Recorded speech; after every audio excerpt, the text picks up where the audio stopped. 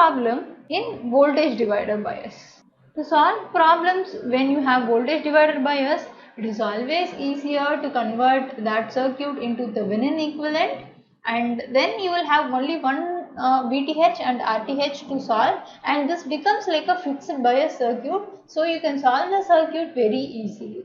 So you should know the thevenin theorem to solve problems in circuits which have voltage divider bias. If you want to know that theorem, you can quickly check this video and jump back here. We need to find out the quiescent collector current of this circuit.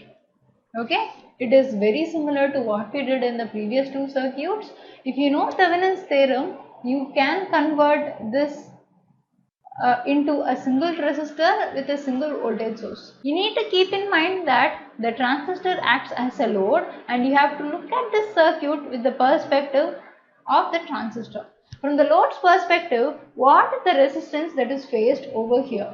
That you need to think, okay, and find out VTH and RTH. So with respect to the transistor, both these resistances are in parallel. So RTH is equal to 5 kilo ohm in parallel with 10 kilo ohm. And what is the value of VTH? This is the value of voltage across 5 kilo ohm, because when you see it from the perspective of the transistor, the voltage across 5 kilo ohm will be the voltage that is faced by the transistor, which is only a part of this 20 volt.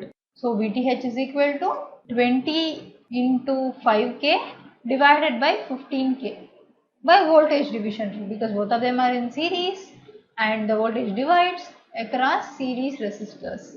So VTH is equal to 6.6 volt. When I used to study voltage divider bias when I was doing my UG, I used to think one thing. When I am trying to find out VTH, I am saying that the resistors are in series, and in series resistors the voltage divides, and I am applying voltage division rule to find out the VTH. But when I am finding out the Thevenin equivalent resistance, I am saying that both of them are in parallel. 10k is in parallel with 5 kilo ohm. How is that possible? I want you all to think and tell your answer in the comment section. Okay? We are going to solve this problem now. So what is RTH? RTH is 5k parallel to 10k, which is 3.33 kilo ohm. I know I have confused you a little bit by asking this question at this moment, but confusions is so important. Only then you will get clarity. Okay, so the value of the Thevenin equivalent resistance is 3.3 kilo ohm. VTH is 6.6 volt. I am going to draw an equivalent circuit of this. We can replace the total thing. Okay, this 20 volt is only to this 10 kilo ohm now, and we are connecting the RTH in series with the base terminal, which is 3.33 kilo ohm. And okay, this line is confusing, right? I'll take it out. And what is VTH? VTH is 6.6 volt.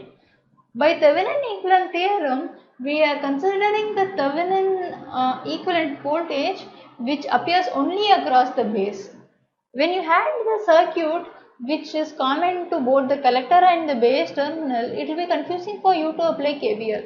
But now you have two independent loops. The collector loop is separated from the base loop, right? So you can easily find out the value of VC. First we have to find out base current through this loop by applying KVL, and if you find out base current, you can find out the value of collector current, right? From the collector current we can find out the value of VC. Okay, this is the whole idea of the problem, and if you are very thorough about KVL, you can start solving the problem on your own. Okay, so 6.6 volt is equal to 3.33k into IB plus 0.7 plus 10k into IE. What is IE? Beta plus 1 into IB. Okay, beta of this transistor is given as 100. Beta of the transistor is 100. So we can substitute the value of 100 and find out the value of IB as 6.6 minus 0.7 divided by 3.33k into 10k into 101. So you will get the value of IB as 0.0058 milliampere. So it's very tiny. Okay.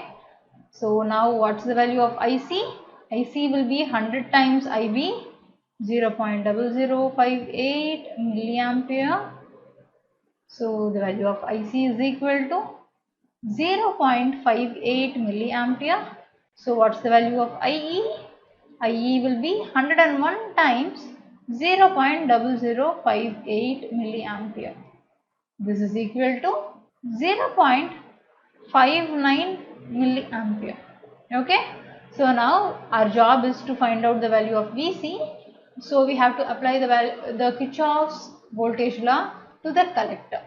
So in the collector loop it will be 20 minus 10K into IC minus VC minus the voltage across this 10K. So it is 10K into IE. So we can just substitute the value of IC and IE and obtain the value of VC. VC is equal to 20 minus 10K into IC, which is 0.58 milliampere minus 10K into 0.59 milliampere. So the value of VC will be 14.12 volt. Okay. So again, if you observe, the value of VC is positive. This is positive and this is a NPN transistor. This is N, P and N. To N region, when you connect positive, this is reverse bias. Again, you are connecting positive to the P junction. So this is forward biased. One junction is forward, the other one is reverse. So this operates in active region. Okay. So this is how a transistor will operate in the three biasing modes. And we also saw problems in this concept to help you understand better. In the next video, you will see a little trickier problem in the collector feedback loop concept. Thanks for watching. I have asked some questions in this video and I hope to hear from you in the comment section. Thank you.